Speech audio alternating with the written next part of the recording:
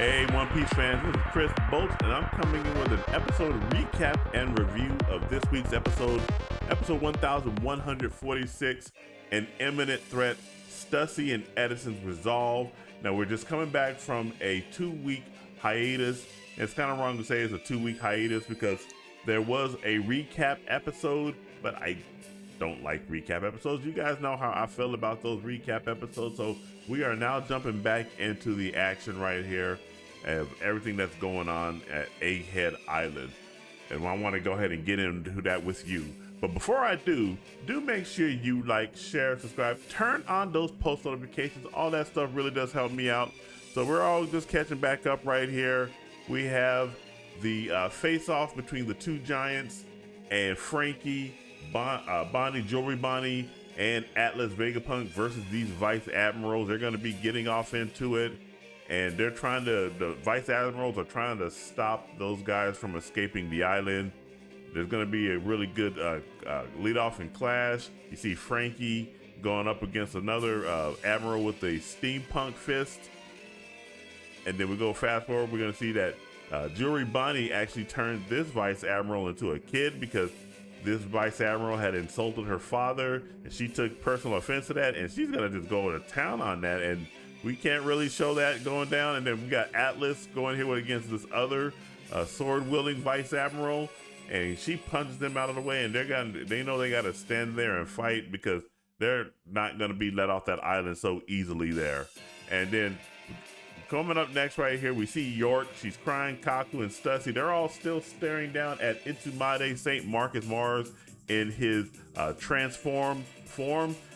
Itsumade is there to go ahead and see where the transponder Snell is located to stop that message that Stella Vegapunk is trying to send out.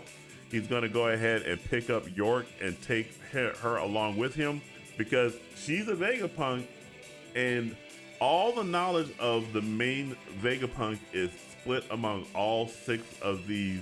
I guess you could say they're cyborgs, robots, because they're not really robots, so let's call them cyborgs.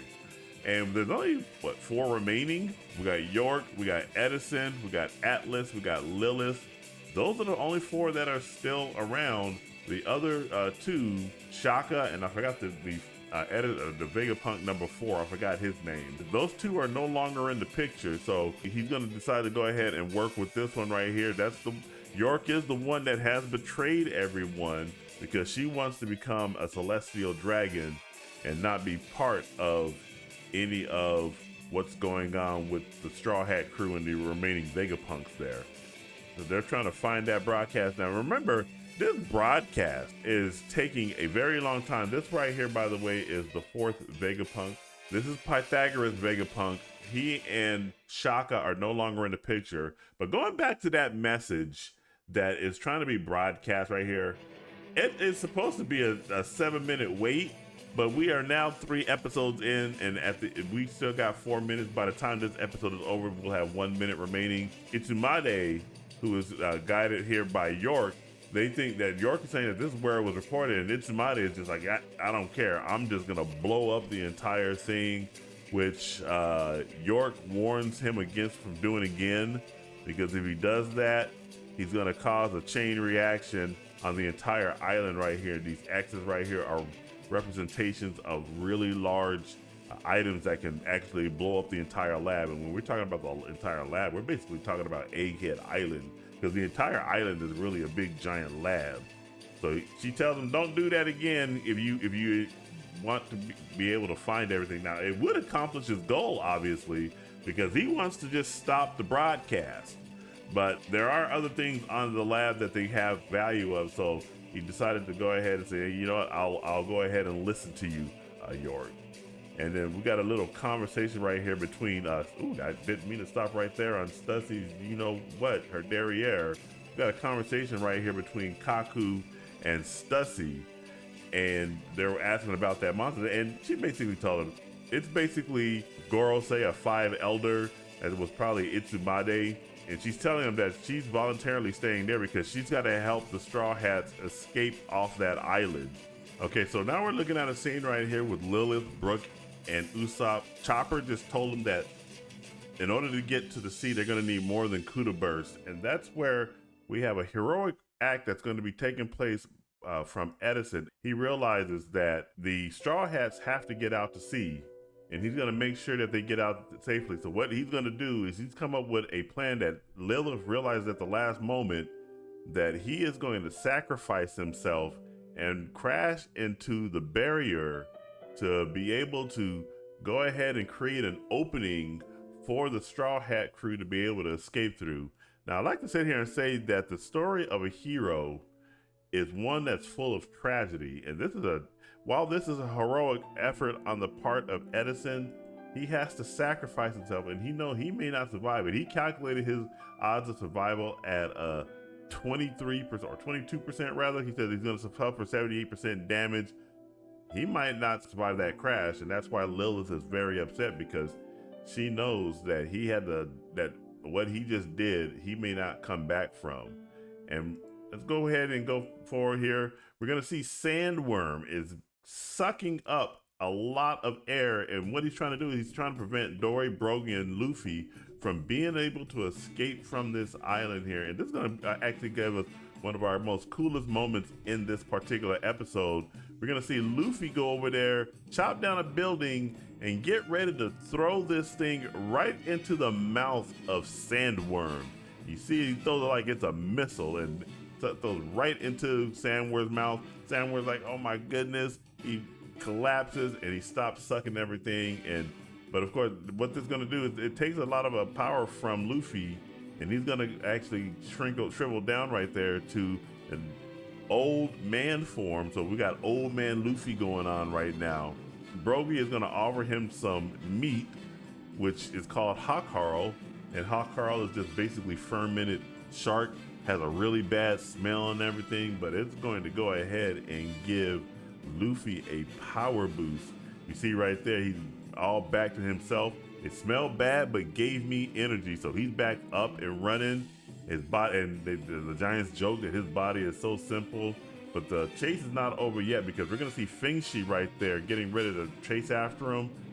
Luffy powers up into his Gear 3 form, shoots off a red rock and hits it in the head of Fingshi. The feedback is something else. You see that Luffy's arm has been completely hurt, but these Gorosei are not wanting to let them off the island. We see Saint Saturn is clawing his way up there to stop the Straw Hat crew of Nami, Chopper, Brook, and Usopp from leaving.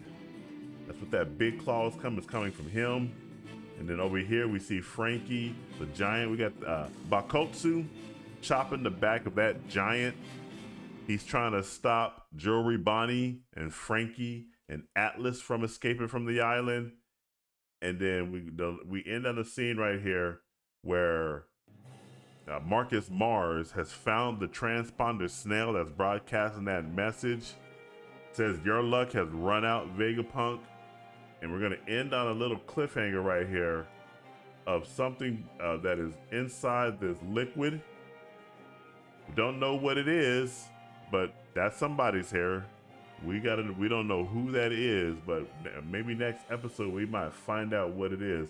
But I will say one thing though, Marcus Mars and the other Gorosei have not been successful in stopping that broadcast. You see, this is the preview of the next week's episode 1147. Why are they so content on concealing the truth? That's a good question, isn't it? On the next episode of One Piece, a stunning conclusion, Vegapunk's great prediction. And that brings us to the end of this episode right here. After a 2-week hiatus, it's really great that this is the episode that as we come back to, full of excitement, full of action, really good tension going on there between the Gorosei and all of the other characters, the Straw Hat crews, the Giants, even the Vice Admirals who are still trying to fight their way against letting the Straw Hats escape. Really great episode. Just a little bit of nuances here and there that I always have a little tick with, such as all the plot armor that is around Luffy. Yes, he is the main protagonist of One Piece, but you know, at sometimes it's even more ridiculous like such as when he just somehow just magically escaped all that sucking that the sandworm was doing, even though he was in Gear 5 form. He just did it, which, you know, that's plot armor for you. I'll give this episode an 8 out of 10. Really great episode to come back to, and very excited for the next episode. But those are my thoughts on this episode. What did you guys think about this? Jump down in the comments and let me know what you think, and make sure you like, share, subscribe, turn on the post notifications. All that stuff really does help me out. And remember, this is Chris Bolt signing off, and I will catch you guys in the next video. Take it easy.